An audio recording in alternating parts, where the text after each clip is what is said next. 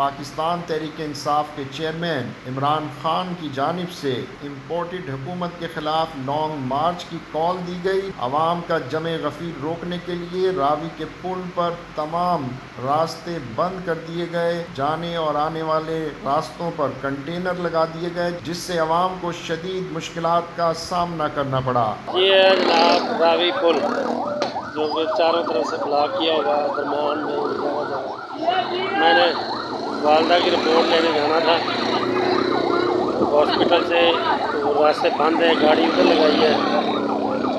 ابھی یہ سارے لوگ زمین ہو رہے ہیں اور راوی کے اوپر سے بند کیا ہوا ہے سارے مکمل۔ لوگ بہت زیادہ پریشان ہیں، سینکڑوں کی تعداد میں لوگ پریشان ہیں۔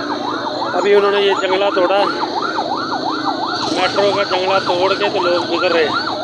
ابھی انہوں نے یہ کام کیا ہے، سب کیا دھرا رانا ثناء اللہ کا، لیکن اس طرح کرنے سے کوئی فرق نہیں پڑے گا۔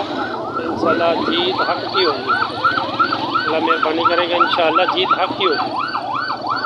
یہ سب لوگ پریشان ہیں، کنٹینر لگے ہوئے ہیں، راستے بلاک ہیں، نہ لاہور میں آنے دیا جا رہا ہے نہ جانے دیا جا رہا ہے۔ بچے پیپر دینے سے محروم ہو گئے اور مسافروں کو شدید پریشانی کا سامنا اٹھانا پڑا۔ اس حوالے سے ہم فیروز والا شادرہ کے سینئر جرنلسٹ حافظ مدثر سلیم گجر سے رابطہ کرتے ہیں۔ جی حافظ مدثر سلیم، بتائیے گا کیا حالات ہیں راوی کے پل پر، آپ کیسے دیکھتے ہیں؟ جی، میں اس وقت راوی کے پل پر موجود ہوں، اور جیسا کہ آپ سب کو پتہ ہے کہ پی ٹی آئی نے لانگ مارچ کا آغاز کیا تھا اور اس کی تاریخ کا اعلان کیا تھا۔ تو آج 24 تاریخ ہے۔ پی ٹی آئی کی کارکنان نے بہت بڑی تعداد میں براستہ لاہور سے گجرانوالہ اور یہاں سے سیدھا اسلام آباد کی طرف روانہ ہونا تھا۔ تو درمیان میں راوی پل، جو کہ ایک اہم شاہراہ کی حیثیت سے بیچ میں شامل ہے، ان لوگوں نے آج صبح ہی حکومت پنجاب کی طرف سے جو حکم ملا تھا، انہوں نے وہاں پہ کنٹینر لگا کر راوی کا پل بند کر دیا ہے۔ لوگوں کو صبح اپنے دفتر جانے اور آنے میں کافی دشواری کا سامنا کرنا پڑ رہا ہے۔ اور دوسری صورتحال یہ ہے کہ اس وقت پنجاب لیول پر لاہور بورڈ کی طرف سے سالانہ امتحانات کا سلسلہ جاری ہے، جس میں میٹرک کے سالانہ امتحان میں بچوں اور بچیوں کو کافی دشواری کا سامنا کرنا پڑ رہا ہے۔ ہماری طالب علموں سے بات ہوئی تو ان کا کہنا تھا کہ ہم صبح گھر سے نکل آئے تھے، لیکن ابھی سینٹر کا وقت جو ہے وہ شروع ہو چکا ہے اور ہمیں یہیں پر اپنا وقت گزر رہا ہے، اور ہمارا بڑی مشکل سے یہ ہے کہ ہم سینٹر میں